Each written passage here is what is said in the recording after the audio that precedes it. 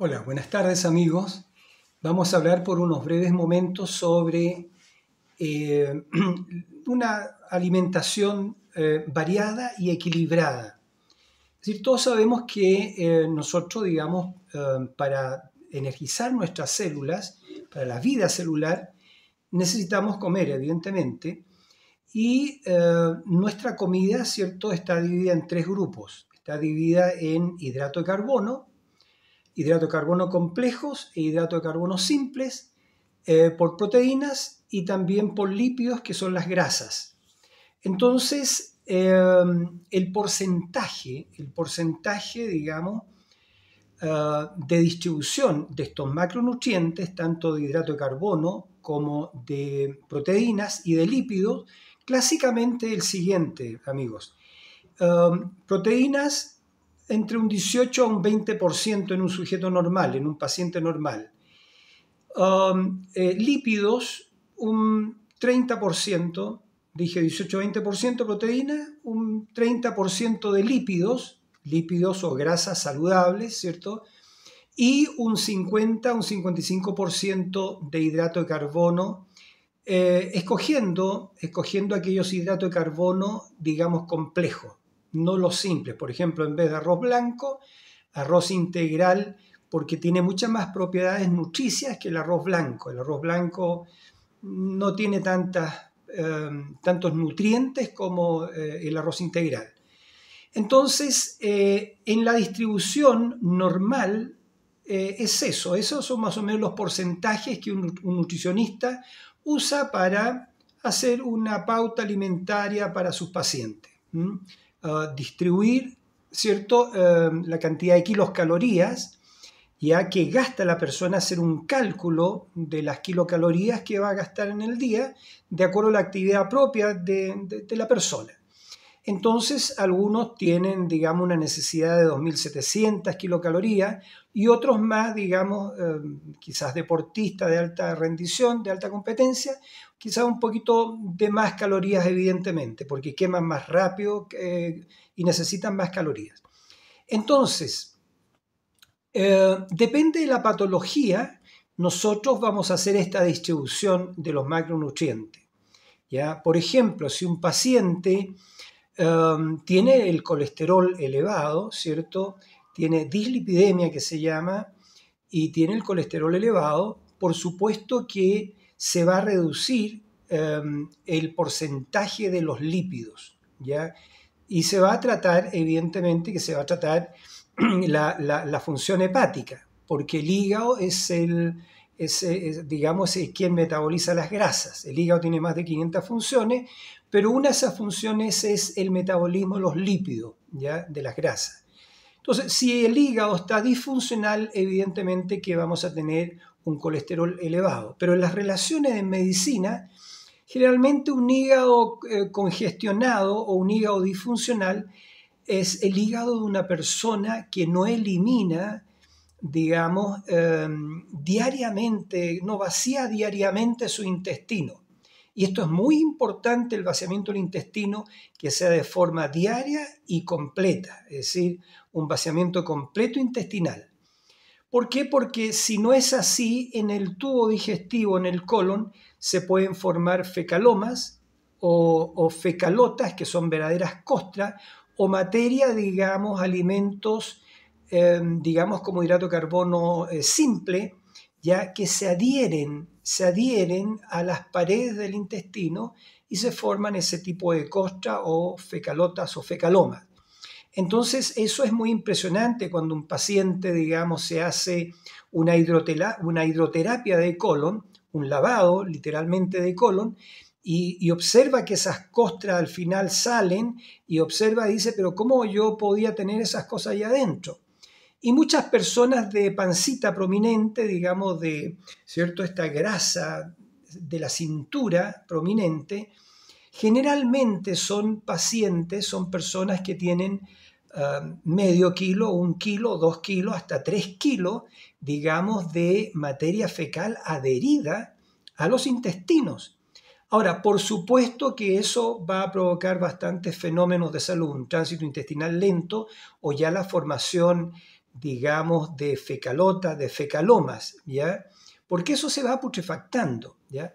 Es por eso que nosotros debemos tener un vaciamiento intestinal diario y completo. Y para eso, para tener un vaciamiento, estoy, bueno, hablando, bueno, acerca de esto, para tener un vaciamiento, un intestino funcional, el intestino necesita ser hidratado, necesita que, digamos, ¿cierto?, tomemos suficiente agua. El doctor Mayer, digamos que es un médico, fue un médico famoso, conocido mundialmente. Mayer aconsejaba 3 litros de agua distribuidos alrededor del día o a través del día.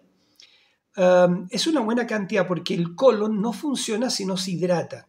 Entonces yo diría, sí, 2 litros está bastante bien, tomar 8 vasos de 250 cc, ¿cierto? En el día yo pienso que es suficiente para hidratar de manera conveniente el colon. El colon necesita 4 cosas: agua para ser hidratado, después necesita, digamos, fibra, y antes de la fibra un lubricador. Un buen lubricador del intestino son las semillas de linaza. Y si tú tomas, por ejemplo, si tienes tu intestino flojo, el intestino lento, y si tú tomas, digamos, linaza con ciruela todos los días, eso va a desinflamar el intestino y a la vez va a lubricar tu intestino. Y lo tercero es fibra. Fibra, los requerimientos diarios de fibra de una persona adulta son entre 30 a 40 gramos, fibra. Y debemos incorporar fibra soluble y fibra insoluble.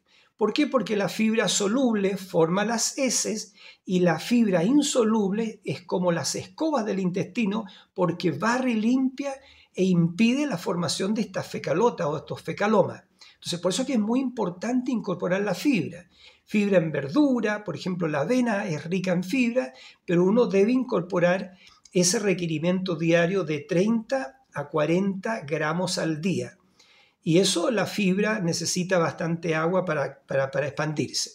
Además que la fibra también es muy conveniente para los pacientes con diabetes, porque la fibra regula e impide los picos glicémicos, es decir, que la glicemia suba o que se manifieste una hipoglucemia, que baje todo eso y el paciente tenga desmayos porque las células no tienen energía. Bueno, y la última cosa para un colon sano, un colon funcional, es tomar jugo de aloe vera, ¿ya? El jugo de aloe vera.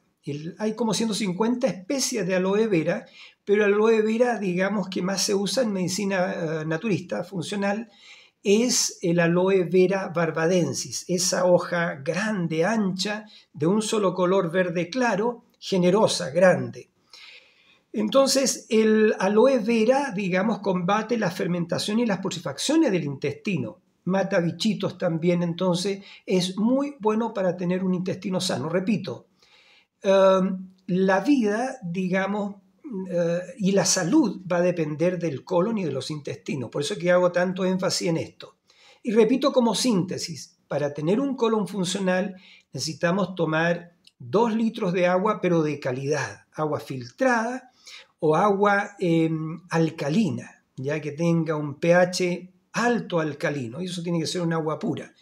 Luego, repito, para lubricarla, semillas de linaza, ¿cierto? Con ciruelas se dejan remojando por toda la noche y se toma al día siguiente como parte del desayuno. Y si es muy pertinaz o es muy difícil, ese intestino está demasiado flojo, entonces también es necesario tomar estas semillas de linaza con unas 2 o 3 ciruelas también digo en la noche. Siempre tienen que estar eso remojado. El agua, digamos, cuando las semillas linaza son remojadas en agua, en el transcurso de algún tiempo, algunas horas, bota el mucílago, la linaza, que es lo que realmente lubrica. Bien, y lo otro entonces fibra, y lo siguiente es tomar jugos o batidos de aloe vera. Pero volvamos a nuestro enfoque. Entonces, a un paciente con diabetes, por ejemplo, ¿cierto? Generalmente también, la persona diabética tiene problemas en su páncreas. Entonces tiene problemas con la síntesis de insulina, tiene resistencia a la insulina y tiene, digamos, problemas de la síntesis de insulina. Un páncreas, digamos, disfuncional, evidentemente que va a producir, a sintetizar las células beta, que son las encargadas de sintetizar la insulina, van a sintetizar poca insulina o de baja calidad. Y la insulina es, por así decirlo, es una hormona, ya que el azúcar, por así decirlo, la glucosa, ¿cierto?, la introduce en las células, por dar una explicación, la introduce en las células para que las células usen esa energía. Pero cuando la insulina es, digamos, no es de calidad y es poca, esta función de meter el azúcar dentro de la célula entonces se ve menoscabada y el azúcar queda circulando y eso puede dañar los vasos sanguíneos. Porque conocido es en el cuadro diabético las enfermedades que acompañan a la diabetes, que son retinopatía diabética o son degeneración de la mácula del ojo o también son conocidas, digamos, las nefritis, ¿ya?, la inflamación de las nefronas renales por el exceso de función renal. Y eso, entonces al paciente con diabetes en esta distribución de los macronutrientes vamos a trabajar con él reduciendo la ingesta de hidratos de carbono. Y los hidratos de carbono, el paciente diabético tenemos que escoger hidratos de carbono de calidad. Ya, por ejemplo, dejar digamos, el arroz blanco, por supuesto, o harinas de trigo, centeno, avena o cebada y escoger, por ejemplo, quinoa. La quinoa, el amaranto, el trigo sarraceno, digamos, son buenas fuentes de hidratos de carbono, digamos, para el paciente diabético. El paciente diabético también tiene que tomar suplementos naturales de nopal, ¿cierto?, para regular los índices glicémicos, o también de moringa. La moringa es fantástica, es fabulosa, digamos, para mantener un páncreas funcional y bajar también los niveles glicémicos. La moringa y el nogal. Ahora todo esto, yo quiero decir que este canal es de ayuda, digamos, se llama Tu Canal de Medicina Natural. Es de ayuda, digamos, para orientar a nuestros pacientes, pero quiero hacer hincapié en esto que no es un canal, digamos, que estemos, digamos, propiciando digamos, el autodiagnóstico o la autosuplementación o la automedicación. No, no, no. Tú siempre debes consultar, y por varios motivos, a un profesional, porque cada patología en las personas es distinto. El tratamiento debe ser un tratamiento, digamos, individualizado para cada persona. Cuando yo trato a una persona con diabetes, ¿cierto?, procuro individualizar, porque no el organismo de un diabético es diferente al otro. Lo que tienen en común sí es un páncreas disfuncional, pero hay que ver por qué ese páncreas está disfuncionando. Entonces, hay que reparar la función de las células beta en el paciente con diabetes, ¿ya? Y eso, digamos, para reparar, para hacerla descansar, entonces se le debe dar de hidratos de carbono de buena calidad como los que acabo de mencionar. La quinoa, el amaranto, el trigo sarraceno son buenas fuentes de hidrato de carbono. Entonces también, evidentemente, que el paciente diabético tiene que eliminar todo tipo de azúcares y evidentemente sacar todos los edulcorantes artificiales que son peligrosos, sobre todo aquellos que tienen aspartamo. Y yo diría que todos. Cuando estudiamos nutrición, ¿cierto?, alguien decía, un profesor o profesora, no me acuerdo, porque le hicieron la pregunta, ¿ya?, ¿cuál es el mejor azúcar? ¿Ya? Y entonces, digamos, el docente respondió y dijo, entre azúcar blanca y rubia, rubia, aunque es la misma cosa casi, ¿ves? Y entre azúcar rubia y azúcar de caña, azúcar de caña. Entre azúcar de caña y miel, miel. Y entre miel y nada, nada. Entonces, con eso lo dejó absolutamente claro. Ahora, el paciente con diabetes debe restringir absolutamente el azúcar y sobre todo el jarabe de alta fructosa, que ese es destructivo destruye el páncreas. Bueno, no voy a explicar la mecánica de todo esto, pero es lo que debe hacer en cuanto a alimentación un paciente diabético. El paciente diabético tiene que incorporar fibra y tiene que hacer mucho ejercicio. Fibra y ejercicio. Hay muchas diabetes, hay muchos pacientes diabéticos con un páncreas disfuncional porque existe una bacteria que se llama el Erythrema pancreaticum. Y esa bacteria, digamos, ese parásito, ya que se aloja en el páncreas, por eso que se llama Erythrema pancreaticum, es el que hace disfuncionar las células beta, que son las que sintetizan la insulina, porque las células alfa del páncreas sintetizan el glucagón y las células beta sintetizan, elaboran o producen las enzimas pancreáticas que tienen la misión, digamos, de apoyar todo lo que es la digestión de las proteínas, los hidratos de carbono y los lípidos. Entonces, eso es, el páncreas, digamos, hay que, primero que todo, para restaurar esta condición diabética y frenar el proceso de la diabetes, primero que todo se debe hacer una limpieza del páncreas. Y ahí donde nuestros colegas diabetólogos, ¿cierto? Quizás muchos no saben cómo limpiar el páncreas, cómo recuperar la función de las células alfa, de las beta y de las delta, o cómo drenar las toxinas que están en el tejido pancreático. Bueno, en la medicina biológico-naturista se nos enseña eso y aprendemos cómo limpiar un páncreas, qué cosa usar, qué alimento debe comer el paciente, etcétera, que no dañan eso, y alimentos que son favorables.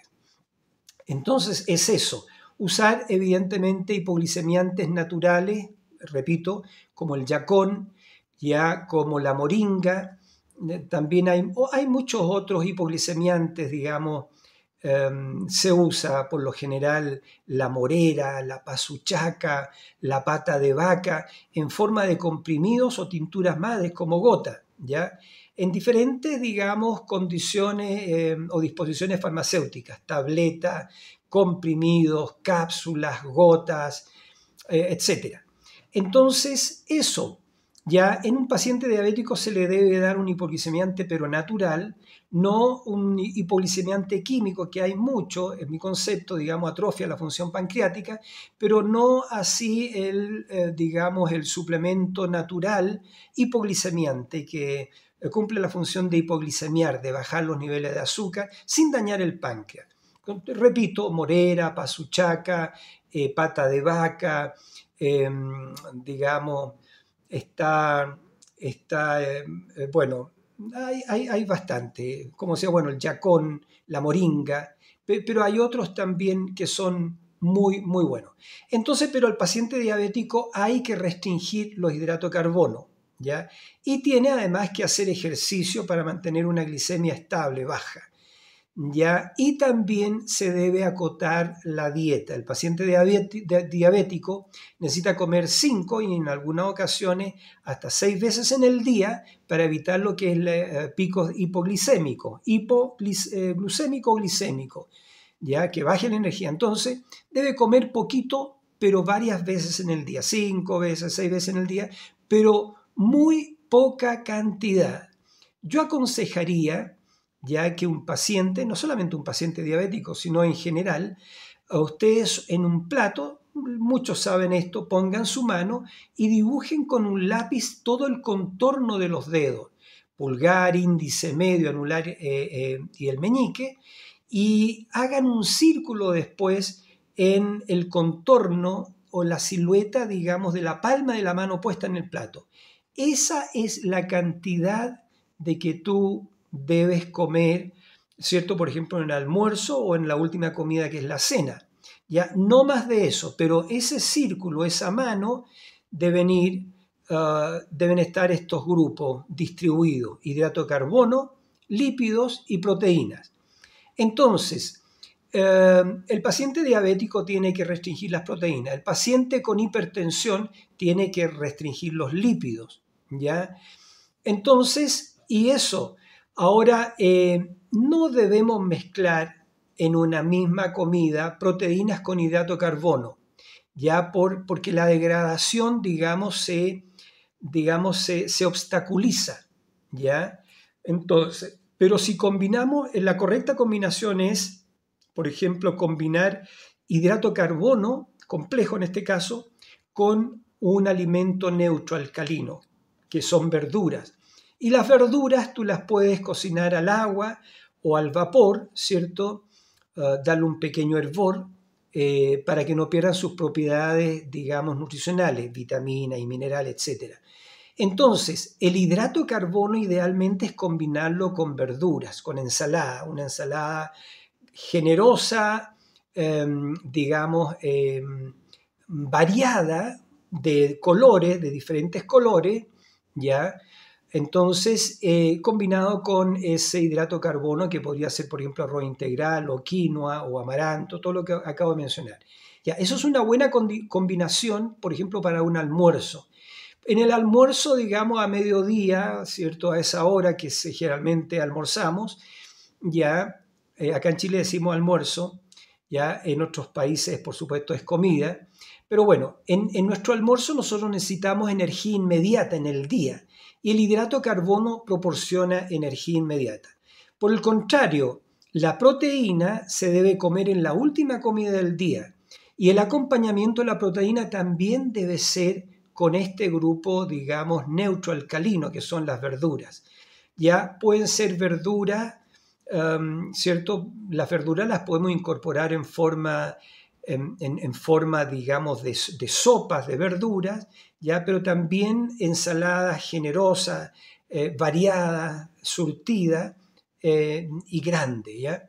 Entonces, por ejemplo, un ejemplo de proteína para comer en la última comida es un pescado. El pescado es una muy buena fuente de proteína, un salmón o una trucha, no de, digamos, una trucha libre, ¿ya? No de recintos de criaderos de trucha, porque desafortunadamente, digamos, usan antibióticos para, bueno, y los antibióticos pasan a la carne, la trucha y la verdad pasan al consumidor. Lo mismo que sucede con la leche, aunque no lo crean, pero así es, así es. Las hormonas que le ponen a las vacas para que produzcan más leche pasan al consumidor y los antibióticos que les ponen a las vacas para tratar las mastitis que se producen por la sobrecarga digamos, de exprimir esas ubres con los equipos ordeña automáticos, se produce mastitis y esa mastitis, esa inflamación de las ubres, ya provoca una infección y esa infección el médico veterinario, digamos, de las productoras lecheras, trata inmediatamente con antibióticos, pero los antibióticos pasan a la leche y pasan al consumidor. Y las hormonas también que le ponen a la vaca, juntamente con las hormonas de la vaca, pasan al consumidor. Entonces, es por eso que tenemos, digamos, niños que consumen mucha leche, leche de producción, digamos, industrializada, ya están consumiendo demasiado la hormona de vaca, hormona que le ponen a la vaca, antibióticos, que los antibióticos modifican la flora del intestino y baja la inmunidad. Entonces eso, y tenemos obesidad temprana, tenemos niños que tienen sobrepeso, niños de colegio, de básica, que tienen sobrepeso, algunos que tienen obesidad y otros que están con morbilidad, o sea, no un sobrepeso, sino ya una obesidad mórbida. Y eso es por la famosa hormona que le ponen, digamos, las vacas, que pasa a través de la leche y los derivados lácteos. Bueno, estamos hablando un poquito de nutrición. Entonces, repito, en síntesis, no debemos combinar en una misma comida hidrato de carbono con proteínas. Lo hacemos. Hacemos, por ejemplo, un ejemplo de un mismo plato con estos dos grupos. Es, por ejemplo, arroz con un bistec, digamos, ¿cierto? O un pollo, o un tuto de pollo, ya una carne blanca, un pescado, ya arroz, carne y un huevo, por ejemplo, al lado. Ahí el huevo es proteína, ¿cierto? La clara es proteína, por supuesto, la carne es proteína y el arroz es hidrato de carbono. Entonces, eso debiéramos de no hacerlo. Ya, repito, el hidrato de carbono a mediodía porque aporta energía inmediata con un plato generoso de verduras de muchos colores y un plato amplio y generoso de verduras. Bien, y la proteína, estoy repitiendo, en la última comida del día, también con un grupo neutro que son verduras, ¿ya? La fruta nunca debemos comerla como postre porque se putrefacta. La fruta se debe comer antes de las comidas, entre comidas, ¿ya? Y el agua tampoco debiéramos de tomar agua mientras estamos comiendo, porque el agua diluye los jugos gástricos y entonces se hace pesada la digestión. El agua también la debemos tomar antes de la comida o una hora después de las comidas. Sí, algo que va muy bien en una comida es tomar un jugo de manzana, por ejemplo. Eso no es problema, ya eso va muy bien, se condice, digamos, con lo que tú estás comiendo. Entonces, eso es.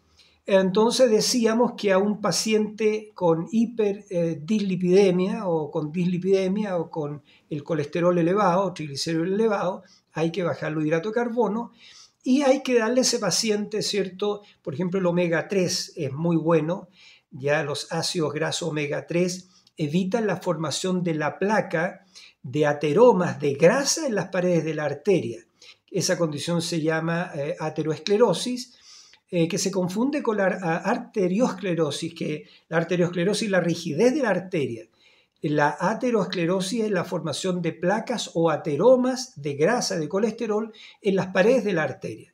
Entonces, para el paciente, ¿cierto?, que sufre de dislipidemia o de hipercolesterolemia, debemos darle, ¿cierto?, aconsejar que en su alimentación diaria se suplemente con ácidos grasos omega 3. También la lecitina es muy buena para emulsificar las grasas. Y también la vitamina E, ¿cierto?, unos 400 unidades internacionales de vitamina E, que también van a ayudar a la circulación. Esas tres cosas son fundamentales e indispensables para un paciente hipercolesterolémico, ¿ya? Omega 3, lecitina, que puede ser lecitina granulada, y también vitamina E, que la vitamina E tiene como 18 propiedades, pero una de ellas es que estimula la circulación, además que es cardioprotector y además que es un potente antioxidante la vitamina E. Entonces eso, a un paciente, digamos, podríamos hablar con otras patologías también tenemos que, digamos, la alimentación, hacerle un pauteo alimentario. Entonces, eso es, el paciente hipertenso, ya paciente con presión arterial alta, se debe sacar todo lo que son, ¿cierto?, leche, grasa, las grasas, las harinas refinadas.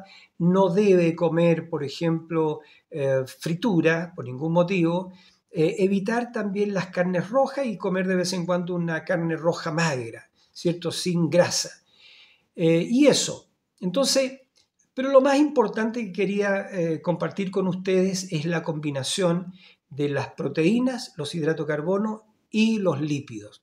Eso es, queridos amigos, eso es por ahora y háganlo, ustedes se van a dar cuenta que se van a levantar de la mesa después con mucha más energía, no va a haber pérdida de energía, no van a sentir ese cansancio, esa modorra que viene después de comer y eso está muy bien. Entonces, un saludo para cada uno de ustedes y hasta un próximo capítulo en que le hemos llamado Tu Canal de Medicina Natural.